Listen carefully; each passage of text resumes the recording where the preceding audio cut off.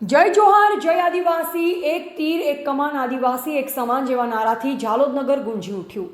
જાલોદનગરમાં વિશ્વ આદિવાસી દિવસની વાતે ગાતે ધામધૂમથી ઉજવણી કરવામાં આવી.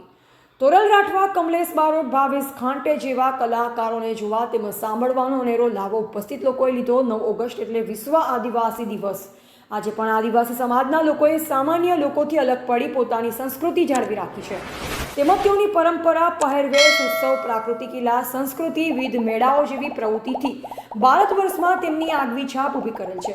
આજે પણ આદિવાસી સમાજના લોકો પ્રકૃતિ હેઠળ આવતા જંગલ, જમીન, પાણી જેવા કુદરતી સ્ત્રોતથી પોતાનું જીવન ગુજરાન ચલાવે છે. આજરોજ વિશ્વ આદિવાસી દિવસ નિમિત્તે ભીલરાજા વસૈયા ચોક પર આદિવાસી સમાજના લોકો ભેગા થયા હતા. ભીલરાજા વસૈયા ચોક પર પૂજન અર્ચન કરી ડીજેના તાલે નગરમાં રેલી કાઢવામાં આવી. આ રેલીનું મુખ્ય આકર્ષણ તોરલ રાઠવા, કમલેશ બારોટ, ભાવેશ ખાંટે જેવા કલાકારો હતા, જેમણે પોતાની ગાયકી થકી ટીમલી ડાન્સ તેમજ આદિવાસી સંસ્કૃતિના અનુરૂપ ગીતો ગાઈ સૌના દિલ જીતી લીધા હતા. આદિવાસી સમાજના લોકો દ્વારા રેલીમાં પોતાની સંસ્કૃતિ ઓળખાણ તેવા તીર, કામઠા, તલવાર તેમજ વિવિધ શસ્ત્રો લઈ આદિવાસી નૃત્ય કરતા જોવા મળ્યા હતા. આદિવાસી સમાજના લોકો ખૂબ જ મોટા પ્રમાણમાં રેલીમાં જોવા મળ્યા હતા. જય જોહાર, એક તીર એક કમાન, આદિવાસી એક સમાન જેવા નારા સાથે ભીલરાજા વસૈયા ચોકથી બસ સ્ટેશન, આંબેડકર ચોક, સ્વર્ણિમ સર્કલથી મીઠા ચોક, શહીદ રાજેશ ચોક, બસ સ્ટેશન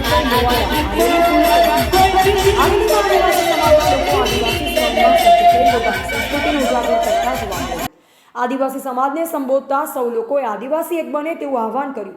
આદિવાસી દિવસ નિમિત્તે સ્કૂલ, કોલેજમાં જાહેર રજા હોવાથી ખૂબ જ મોટા પ્રમાણમાં રેલીમાં માનવ મેળામણ જોવા મળ્યું. રેલી દરમિયાન પોલીસ તંત્ર દ્વારા સુંદર ટ્રાફિક સંચાલન પણ કરવામાં આવ્યું હતું.